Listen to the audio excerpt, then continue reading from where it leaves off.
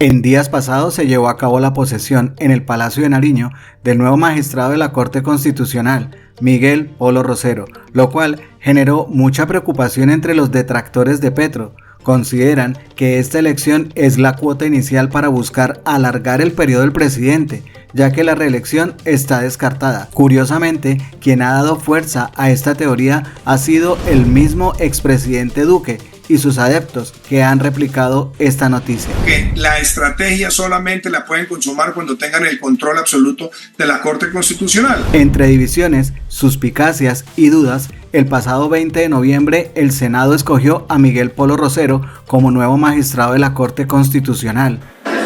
Los hechos de ayer, donde incluso algunos congresistas denunciaron fraude en la votación para elegir al nuevo magistrado de la Corte Constitucional, hicieron que hoy la plenaria del Senado blindara el proceso, colocando una gran urna a la vista de los 104 senadores presentes en el recinto. Pero antes de la votación se dieron a conocer los videos donde, según los escrutadores, se evidencia que no hubo fraude en los comicios de ayer. Encuentra que al abrir un tarjetón aparecía otro tarjetón no marcado que entendemos que venía pegado a ese tarjetón marcado. ¿Por qué venía pegado? Porque si hubiese una intención de fraude, ese tarjetón que estaba en la parte de atrás pegado también estaría marcado. La típica votación incluía la entrega del tarjetón por parte del nuevo grupo de escrutadores. Luego los congresistas caminaban hacia el cubículo para posteriormente introducir el voto en la urna. La expectativa estaba en los 3 senadores que no participaron ayer, Alfredo de Luque, José David Name y Richard Fuenlantala, quienes podrían inclinar la balanza tras el empate a 50 votos entre Claudia Dangond y Miguel Efraín Polo ayer. Sin embargo, al final del escrutinio el Senado se inclinó por el abogado Miguel Polo con 57 votos frente a Claudia Dangond, quien obtuvo 47. Con los deberes que el cargo de magistrado de la Corte Constitucional os imponen de acuerdo con la Constitución y las leyes. Sí, juro. El nuevo magistrado de la Corte Constitucional se comprometió a defender la Carta Magna. A cumplir fielmente la Constitución política, como lo he hecho durante toda mi vida profesional. Miguel Efraín Polo fue respaldado por el Pacto Histórico y la coalición de gobierno. Por eso los senadores de estas colectividades mostraron su satisfacción por la elección. Aquí yo creo que lo que queda es una Corte equilibrada, defensora de la Constitución de 1991 y no del gobierno. Para la oposición, la felicitación del presidente Petro vía X al nuevo magistrado fue mal recibida, pues de inmediato señalaron que no sería independiente y que sería una ficha clave del presidente. Sin embargo, la oposición debería preocuparse, no porque el nuevo magistrado tenga afinidad con Petro o pierda su independencia, sino porque, al contrario, el magistrado Miguel Polo Rosero es un profesional ético, capacitado y diligente para el cargo. La Corte está integrada por 9 magistrados, nombrados por el Senado de la República para periodos individuales de 8 años. Esta duración es crucial, ya que la elección se realiza a partir de ternas enviadas por el presidente de la República, la Corte Suprema de Justicia y el Consejo de Estado. Si revisamos la composición de la Corte en su sitio web, notaremos que el nuevo magistrado reemplazará a Antonio José Lizarazo y que Miguel Polo Rosero fue ternado por el Consejo de Estado, no por el presidente, pero recibió todo el apoyo de la bancada de gobierno, la U, los liberales y los conservadores. Esto es importante porque la siguiente magistrada en terminar su periodo será Cristina Pardo el 15 de mayo y la terna para este reemplazo debe ser entregada por el presidente Petro. Aquí está la clave del asunto. Si tomamos en cuenta que una de las grandes críticas a la justicia colombiana es que está politizada e incluso dominada por el centro democrático y los partidos tradicionales, esto podría cambiar. En este caso, si son 9 magistrados, se presume que en una votación los supuestos magistrados afines a Petro serían 5, es decir, la mayoría. ¿Pero la mayoría para qué? Pues, según ellos, para garantizar alguna decisión a favor de Petro en temas de constitucionalidad, en caso de convocatoria a referendos o asambleas constituyentes, lo cual, dicho sea de paso, esta última ya no es posible porque el tiempo que queda de mandato es muy poco. Entonces, el otro argumento sería buscar la extensión del mandato del presidente por 2 años, lo cual hasta la fecha Petro nunca ha manifestado. El tercer argumento, que resulta irónico viniendo de un representante de un partido que sí utilizó a la política y a la justicia para hacerse reelegir, es que otro mecanismo que podrían utilizar desde el gobierno es la extensión del acuerdo de paz hasta 2038 para garantizar su cumplimiento y de paso las curules en el Congreso. Sin embargo, hay que aclarar que la implementación del acuerdo de paz se detuvo durante 4 años por la abierta y muy conocida oposición del Centro Democrático, que en ese momento gobernaba a través de Iván Duque. El inmenso robo que existió en Colombia alrededor, ¿puedo decirlo o no? ¿Sí? 9.1 billones, con B larga, de pesos hemos encontrado robados en los OCAT Paz y en el sistema de regalías en Colombia, y apenas hemos analizado el 20%. Entonces, ¿cuál es la verdad de este asunto? Por ahora, nada en concreto, más allá de suposiciones de una parte de la derecha, aunque, por el lado del presidente, es lógico el interés en que las reformas conseguidas hasta el momento, como la pensional, y las que se logren en el futuro cercano, no se vayan a caer por vicios de procedimiento o asuntos de constitucionalidad en la Corte, es decir, velar porque todo salga bien. Una cosa sí es cierta: cualquier actividad que se proponga en el marco de la ley, sea por iniciativa del gobierno o de los parlamentarios y que implique afectar la Constitución, tendrá que pasar por la Corte Constitucional y serán los magistrados, cumpliendo con su deber y su rol, quienes den la última palabra. Escuchemos al presidente Petro y saquen sus propias conclusiones. Presidentes de las altas cortes, presidente de la Corte Constitucional, José Fernando Reyes Cuartas, presidente del Consejo Superior de la Judicatura, Diana Alexandra Remolina Botía, presidente de la Jurisdicción Especial para la Paz, Alejandro Rameli Arteaga, presidente Comisión Nacional de Disciplina Judicial, Alfonso Cajiao Cabrera, directores, ministra y funcionarios del Gobierno Nacional, Contralor General de la República, Carlos Hernán Rodríguez Becerra, Defensora del Pueblo, Iris Marín Ortiz, magistradas, magistrados y funcionarios de las altas cortes, medios de comunicación y en general a todas y todos los asistentes que nos acompañan en el día de hoy. Hacía algún tiempo no nos veíamos por aquí y qué bien que haya sido en función de posesionar al magistrado de la Corte Constitucional, Miguel Polo.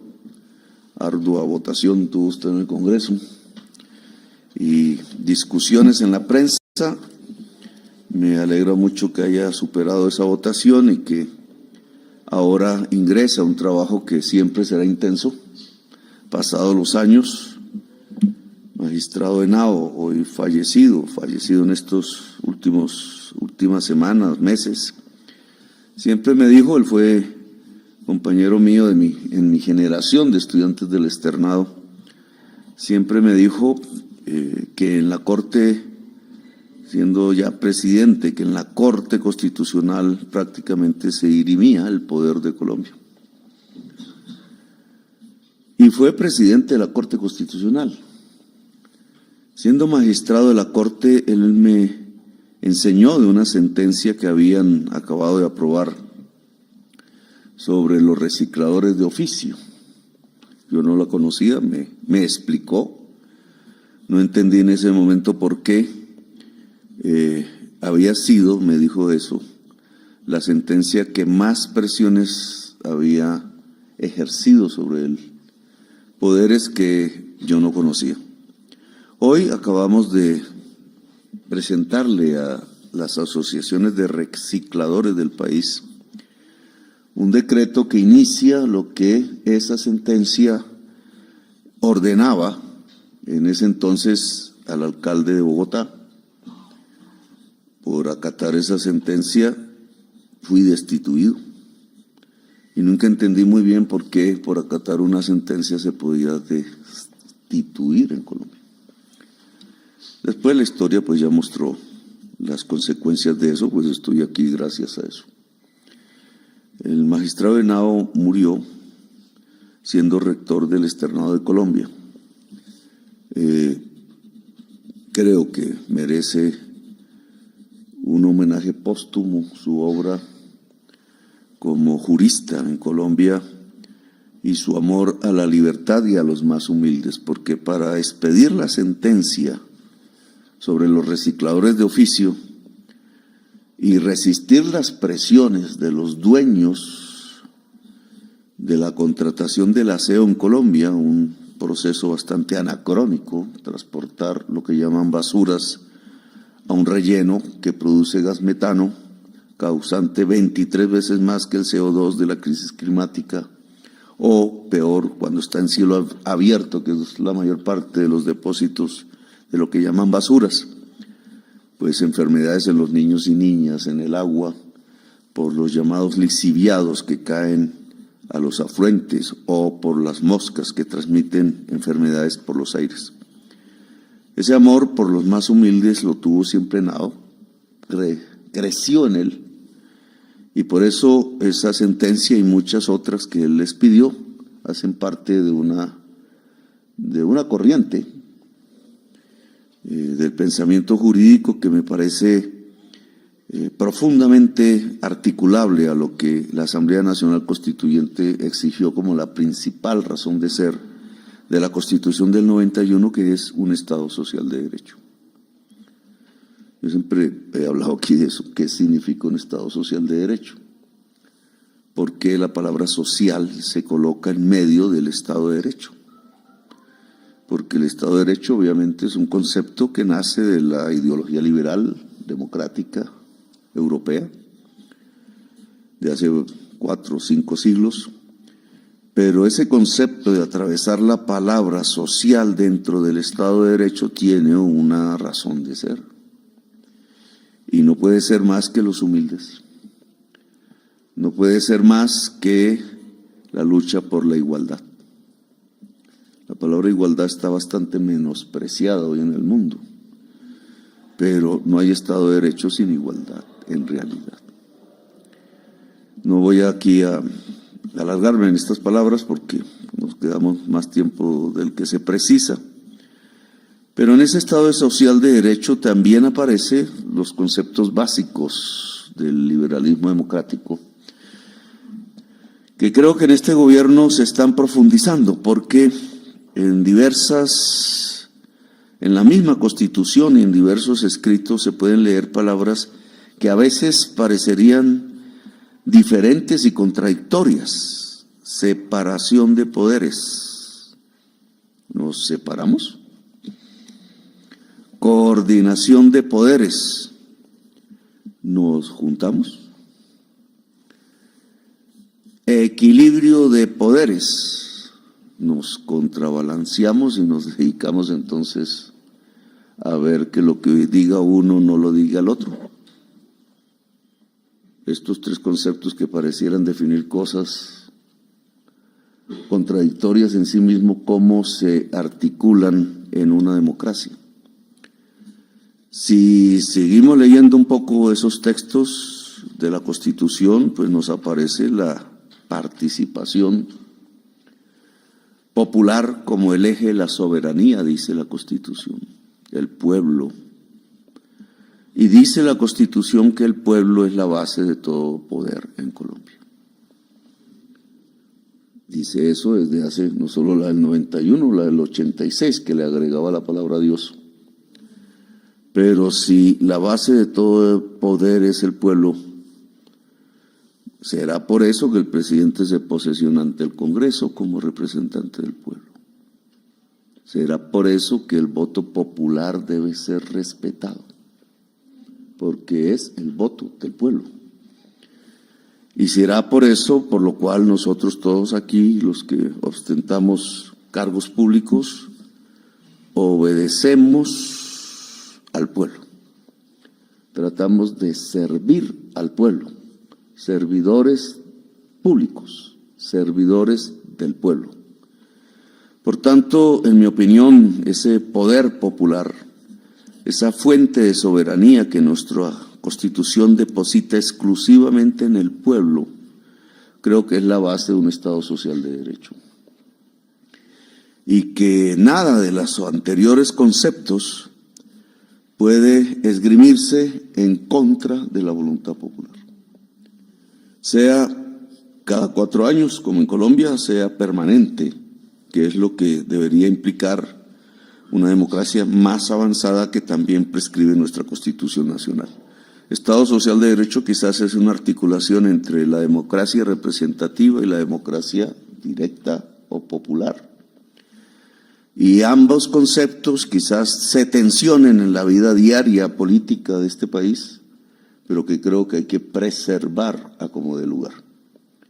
La democracia representativa, la del equilibrio de los poderes y la de la fuente soberana de todos los poderes, que es el pueblo, es lo que nos permite enfrentarnos a cualquier autoritarismo, a una historia regada por la sangre de la población, a un país cuya geografía parece estar llena de escombreras, de fosas comunes, de ciudadanos descuartizados en algo que se llama democracia formalmente, pero que riega la sangre de su pueblo y que no puede ser.